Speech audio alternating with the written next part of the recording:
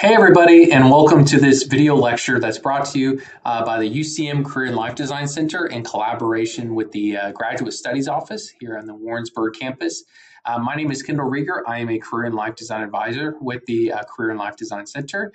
And today I think I have some really awesome and useful content that's going to be helpful for you regardless of where you're at in your career. So you might be approaching an entry-level career. Maybe you've been in your career for quite some time and you're just kind of looking to maybe change things up, or maybe you're trying to advance yourself through education and maybe working towards a promotion or something like that. All the content today is going to be useful regardless of where you're at. Okay, it's really going to focus on building your career strategy toolkit, which involves branding, networking, and negotiation. So really those three key things with some other themes that we're going to touch on today too. Not so much on like the side of like resumes and cover letters and interviewing. Those things are important, but what good is a polished resume if you're not understanding what you really value in a career path, or you're not getting connected with the right people, right? Creating all those things is important, but at the end of the day, you have to be able to find opportunities and represent yourself well when exploring those opportunities. So we're going to dive right into that. This is, a recorded video, so feel free to, as we're doing some of the activities I have in this presentation, feel free to pause at any time and just take a moment to do the activities, and I'll give you some prompts to do that. But let's go ahead and just jump right into things here. So we're going to start by talking about this term here on the slide, and it looks a little bit confusing, maybe if you've never heard of it. It's actually pronounced ikigai, okay, and we're going to talk about what that means. This activity is really all about exploring your values. And whenever you're starting a job search, whenever you're just kind of exploring what your path is, it's really important, and I find it very useful to explore what you really value and how that could potentially align with areas in your desired career field, okay? And that's what this is going to be looking at. What is ikigai? It's a Japanese term that means reason for being. Your ikigai is the sense of purpose, meaning, and well-being that arises from living a fulfilling life. So it's a tool to really reflect on how your skills, your interests align with what organizations value and what you can bring to the world and how you can maximize the fulfillment in your career. Basically, looking at your values, assessing your values, and seeing what are some career paths that align with specifically what I value, because you can get into a career with a really good salary, with really good benefits, but if you really don't like the work that you're doing, or you don't like your work environment, or maybe it's just not for you, right? You don't want to be miserable in your 9-to-5 job or your career, especially if it's something you want to do for the long term, right? So we want to make sure we're getting into career paths that really align with what you value, and that's what this is going to get at. And here's the common model you'll see if you ever type it into Google. This probably will come up. What you love, what the world needs, what you can be paid for, and what you are good at. Those four things are really the core areas that make up Ikigai. With some overlap, we'll come back to that here in just a second. But for the sake of this presentation, that's kind of what Ikigai is. And so if you are doing this, I would recommend grabbing a scratch piece of paper and maybe something to write with and drawing out this model. Basically, it is four sections, right? The first one being, what do you love, okay? What that consists of is, what are those things that you've never gotten bored of? What is something that you constantly come back to? And what gets you in that state of flow? So with this box here, really think about things like passions that you have, hobbies that you have. Maybe it's an old hobby that you used to have and you just want to come back to. It could be work related, absolutely, if it's something that you've done in the past or something you're currently doing right now that you just really enjoy. The key word there is flow, right? And that one might be kind of tripping you up a little bit. When I say flow, what I really mean is what are those activities that put you in that state where you just lose track of time, okay? Like 3 hours have passed and I've been doing this activity, but it doesn't feel like it. It feels more like 15 minutes, right? Those things where we lose track of time and they really involve our full attention, that's what flow is. Okay, so think about those activities that put you there. And then what does the world need, right? How can you make your community a better place? Community can mean your state, it can mean your county, it can mean the town you live in, it can mean your neighborhood, right? It can mean a lot of different things. How can you contribute and make that a better place based on who you are? And then what does your community and country need more of? Okay, think big with this one, right? Housing for the homeless, help with global warming. It could be a variety of different things, right? What are you good at? What skills have you been spending a lot of time on? Maybe it's a personal language that you can speak. Maybe it's just a hobby that's turned into a skill, right? What do people often look to you for to help with? Like, do you ever have those people that are just coming to you a lot and saying, I need your help with this because you're really good at it or you're naturally good at it? What are those things? And put them down. So And what are some things you wish you were better at? Like, what are some things that, you really enjoy it, but maybe you just need to devote some time to it, right? And then what can you get paid for? Okay. What have you been paid for before in terms of like past jobs? It could be part-time work. It could be volunteer work. How important is money to you? Really thinking about that, right? Do you have a lot of financial obligations? Is it student loans? Is it a family, and what type of businesses would thrive in your community? Like, what are some new ideas that you might have that your community could really benefit from? Now, like I said, definitely draw out this model. I'm going to show you an example, though, to kind of help solidify this further in my own personal model. So, for example, when I said, what do I love? Nature. I'm a really big advocate for nature. I really love being in nature. Education. I work in education, but I also think just a level of attainment with education is very important to me. Traveling. I'm very fortunate. I get to travel overseas a lot yearly, so I'm really excited about that. Writing is something I like to do to really relieve stress, but get my thoughts out. I love taking on new challenges. I love having enough money to get by financially and thrive. And then what does the world need? Some things I wrote down, I thought of it more generally, right? Understanding, equal treatment, people being open-minded about new ideas, effective communication, and of course, a healthy population that's free from disease or sickness. And then what are you good at? I think I'm good at public speaking, thinking strategically, mentoring, facilitating activities, high achieving, and just being productive all around, right? And then what can I get paid for? Things that I've gotten paid for in the past include things like teaching. I have a background in agriculture, writing. We've talked about that. Notice there's some overlap between what I love and what I can get paid for in writing. Owning a business, creating a product, public service. I used to work in government. And fixing things, right? Those are all things that I was able to brainstorm for this activity. And I would suggest getting 5 to 6 ideas is a pretty good solid start. But notice how some of these are pretty broad. Like some of them are a little bit more general, but others are more specific. And that's okay if you really should have a mix of both. So for the sake of this presentation, I would encourage you to pause the video and go ahead and fill out what your Ikigai is, right? Fill out those different squares. Use mine as a reference if you would like. I'll give you a second just to kind of pause, and then we'll resume here in a few seconds. Okay, so now that you've done your Ikigai, we're going to transition this conversation to professional branding. Basically, think about, we have our Ikigai, we've created it, we've brainstormed some things. How can we use it? And I'm going to go back to the Ikigai model real quick, right? Remember before there was some overlap. Like, for example, it says, what do you love?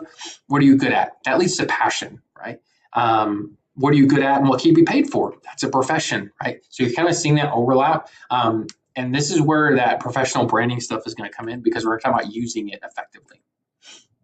So we're going to do that by building a purpose to brand statement. So now that you build out your Ikigai, we're going to talk about building your personal brand statement. What is your personal brand statement? Well, it's really just a statement that helps you showcase what you care about and how you can contribute as you are networking or having career conversations.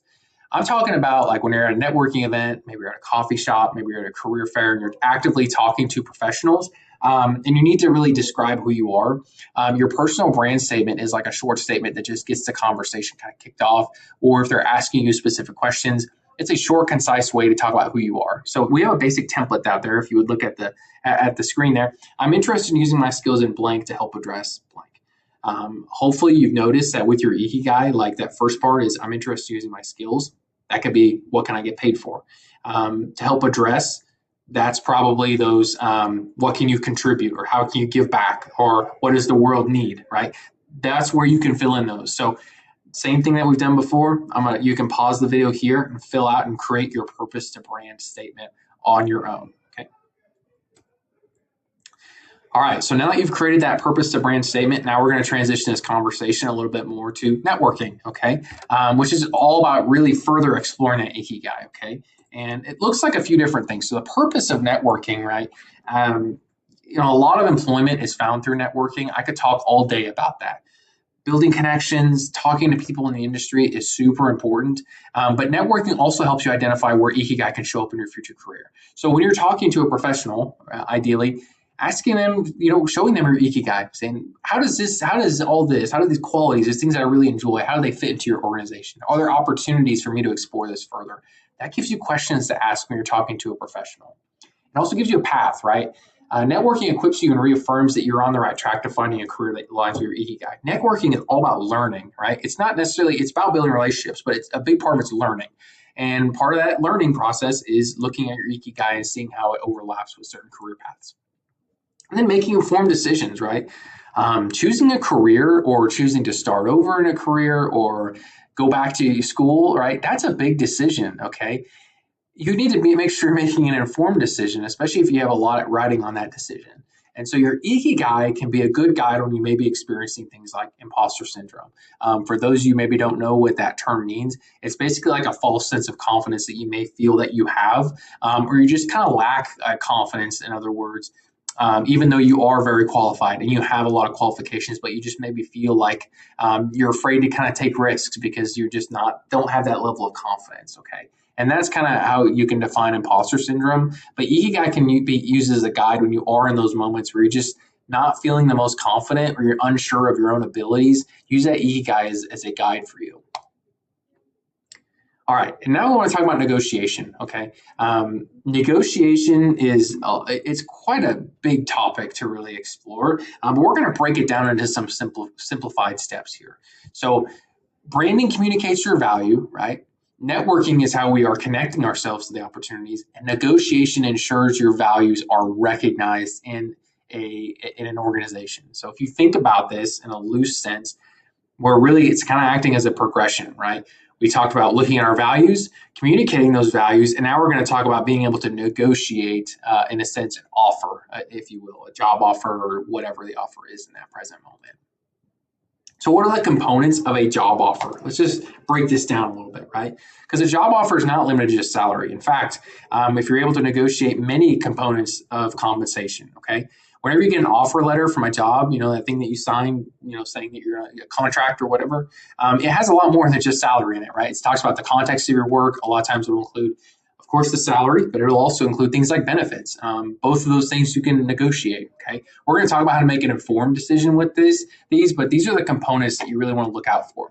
Of course, your standard benefits are things like insurance, dental, vision, and retirement plans. And not all companies have all of these things lumped into your package when you sign on to a company. So it's important to read the job description and read anything before you sign a job offer.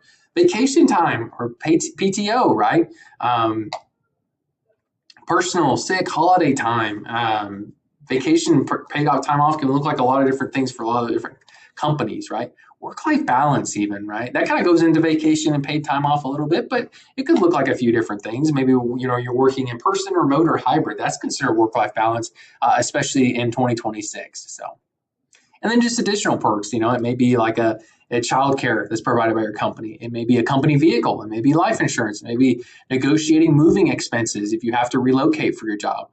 Guess what? All those are components, but they all can be negotiated when it comes time to do that. So negotiation, like I said, is advocating the value that you bring. So here's a sample negotiation phrase. I'm very excited about this opportunity, but based on my skills in blank, remember those things what are we good at? And the market range for this role is hoping we could explore a salary closer to blank. Now, the key right there is talking about that market range, okay? Because before you can even begin thinking about negotiating, you have to do your research, okay? You can't come to the table prepared to negotiate an offer if you don't have an idea of what you're wanting. If you just go in there and say, I want to negotiate, you haven't planned anything out or done your market research, it's going to be a battle for you, and they're not going to have as much respect for you in that moment, which you really need when you're trying to negotiate and advocate for yourself, right? There's two golden rules really to negotiating, right? First one is don't be the first person to give a number and a range, okay? You run the risk of selling yourself short or coming across as overly confident, okay? So it's best to negotiate after you have something in writing or after they've given you some kind of figure that you can reflect on, okay? And then counter if you absolutely need to, okay? So you don't want to be the first person to just throw out. It also comes across as just, like I said, overly confident, okay? Avoid negotiating offer before you have a written offer. Do not try to negotiate or try to discuss things verbally.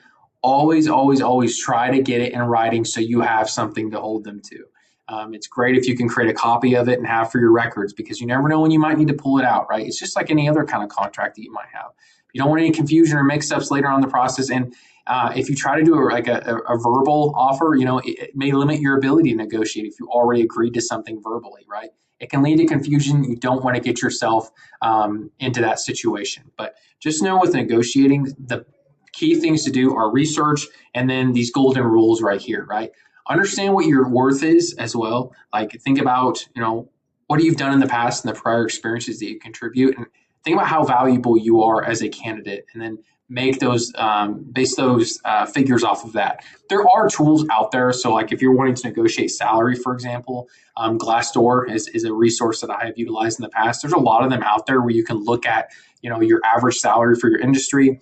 Bureau of Labor Statistics also has a lot of different information on there. ONET Online is another resource where you can look up salary information for a certain career path. But you definitely want to make sure that you're not giving them a completely ridiculous offer or even lowballing yourself if you are planning to negotiate. But all these things on here, once again, are negotiable. It really just depends on how well you advocate for yourself and that you have accurate reasoning for it. And so final takeaways, right? Your Ikigai helps you understand why you do what you do. We talked about that, looking at your values and understanding yourself. Branding helps understand who you are, which ties really big into that Ikigai. Like now that you have it, how are you going to represent it, right? And then networking is where you belong, like asking intentional questions to professionals in the field, having career conversations. It assesses where you belong and making sure you're on the right track. And the negotiation is that last stage, right? Like we have our offer and making sure that we're getting paid or getting compensated in a way that's fair to our experiences and what we're really contributing to an organization, right? Reflecting on who we are and how valuable our time and our effort really is, okay? And so that's kind of the final takeaways for this portion of the presentation. I do want to plug our office just a little bit. So the Career and Life Design Center has a pretty rich social media presence, particularly on TikTok and Instagram, but we're also have a podcast, The Mule Mindset, on Spotify and Apple Podcasts. All are great ways to engage with our office and learn more. Our office offers a ton for students and alumni as well, and we're going to talk about that on the next page. A lot of different great services here. We actually operate on a walk-in model. Our walk-in studio experiences where you can get really fast and easy help with things like writing resumes, writing cover letters, practicing interviewing skills, some of those more practical things we talked about a little bit earlier. Also just like exploring what you're interested in, finding job and internship options. Those appointments run Monday through Thursday, 12 to 3:30, and Fridays, 9 a.m. to 11. It is a walk-in service. However, we do offer virtual appointments as well if you can't come to campus. You can just contact our office. We have a page on the UCM website. Other than that, we have other resources like we take free professional headshots and Headshot Central, as well as a professional clothing studio where you can actually get free professional clothing every single month. You don't have to return it. It's a free service, and it's a really great way to get hooked up with some free professional dress. So definitely check that out. But a lot of great resources. Our office is all about helping support you and getting to those next steps, whatever that is, whether it's furthering your education or maybe going into an entry-level career, okay? So definitely engage with our office. Like I said, you can find us on the main UCM webpage. But that kind of sums up today's presentation. I hope you really enjoyed it. If you have further questions about any of the content we covered, I know this is relatively short, you can also reach out to our office and just ask any questions that you have. Once again, that contact information is on the main UCM webpage. And so be sure to check that out. If you have any questions, you're more than welcome to reach out to us. Okay. All right. Well, I hope you found today's session helpful. I hope everybody out there is doing well. I hope you're having a great semester. And yeah, have a great rest of your day.